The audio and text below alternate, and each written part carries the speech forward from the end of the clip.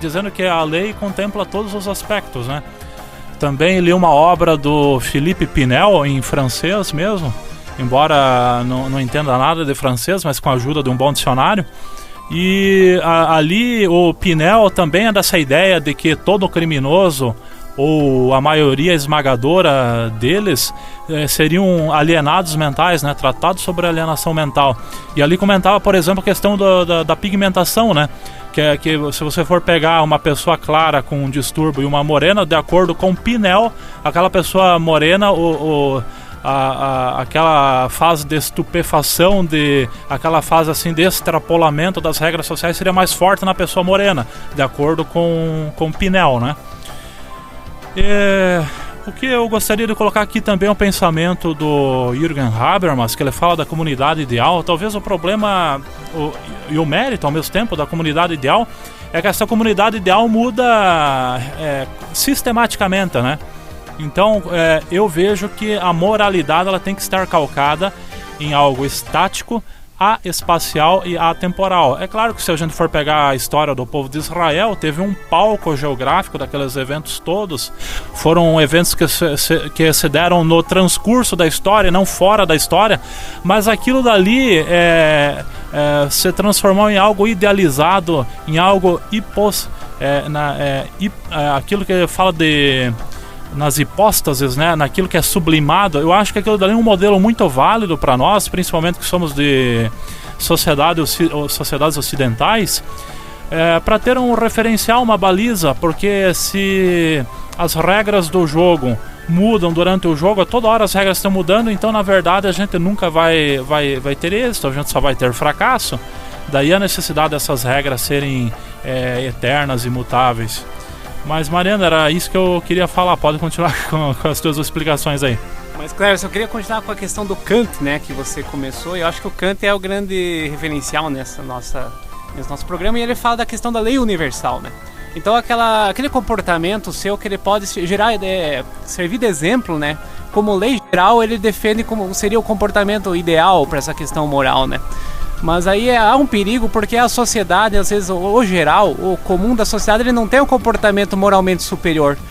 Pode ter um costume social que te leve ao suicídio num grupo de pessoas e você ter esse exemplo do suicídio. Então não seria um exemplo superior.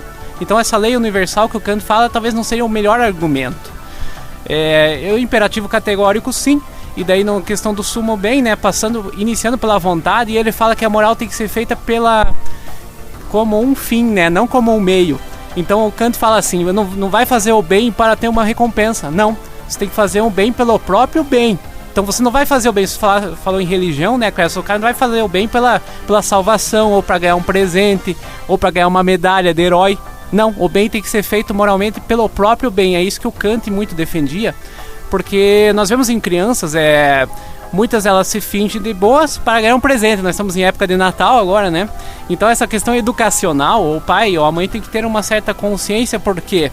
Porque a criança às vezes tem a esperteza de usar uma certa máscara e de fingir esse bem durante um tempo. Depois passa o Natal, ganha o presente e volta ao normal, né?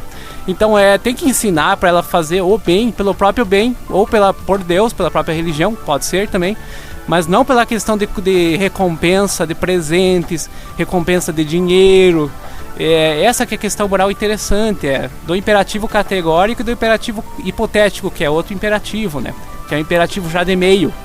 Então o Kant faz bem essa distinção nas obras dele, na crítica da razão prática, né, Cléberson? Mas tu quer fazer um comentário? Pode fazer, Cléberson.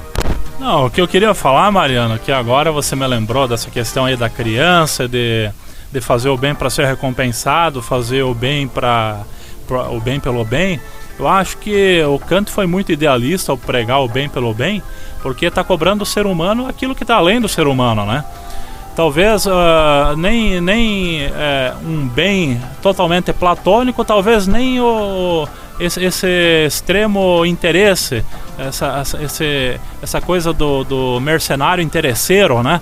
Porque na verdade, quando a pessoa descobrir que de Deus, e isso na visão do mundo espiritual, de Deus nada escapa, porque ele é onisciente, onividente, onoaudiente, aí na verdade eu sei que no mundo espiritual tudo tem um preço e tudo tem uma recompensa, né? Até Hans Kelsen diz que o erro do princípio de causalidade é achar que a conduta boa nos dá um prêmio e a conduta ruim nos dá uma punição. E Kelsen critica o conceito de causalidade, né? Se você for pegar a Bíblia na nova versão internacional, naquele salmo lá onde em língua portuguesa consta: diz o tolo em seu coração, Deus não existe. Na versão inglesa está escrito there God is not.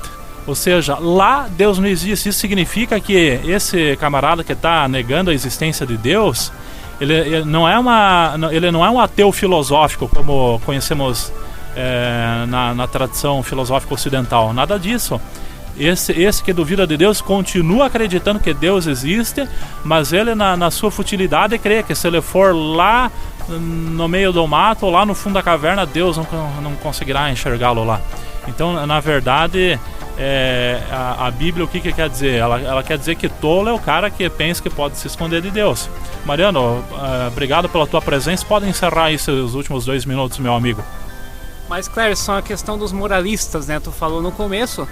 Alguns entendiam que nem o Epicuro, que era a questão da sensação física, né? Hutcheson fala que é o sentimento moral, os estoicos e Wolff fala da perfeição, né? E o Cruzius e os teólogos falam dessa questão de vontade de Deus. Eu acho que é assim, a questão da moral, ela tem que ter uma lei maior, uma lei cósmica, que nem tu falou, né? Porque isso nada foge de Deus, a nenhum ato, nenhum pensamento, nenhuma palavra. E as pessoas, elas estão muito restritas à questão da lei, à questão do castigo, à questão da fofoca, o que os outros vão falar, né? Mas não é por aí. E nós somos seres humanos, claro, temos nossos erros, defeitos, e Kant foi um pouco exagerado. Acho que ele queria buscar uma certa perfeição transcendental, né? E fugir um pouco da realidade, até na sua vida pessoal. Teve aqueles problemas e eu já até falei, né, naquele livro da vida sexual dele. Então a questão é mais complexa. Nós somos seres humanos, nós vivemos nessa dimensão. Nós amamos, temos família. E acho que a moral é um equilíbrio. Não nem muito bom, nem muito mal. É você viver em sociedade, viver em comunidade. E lembrando do Piaget, né, viver em sociedade, não com as crianças, né, entre as crianças, mas na vida adulta também. Então fazer um padrão moral é possível, né, para nós e sermos felizes.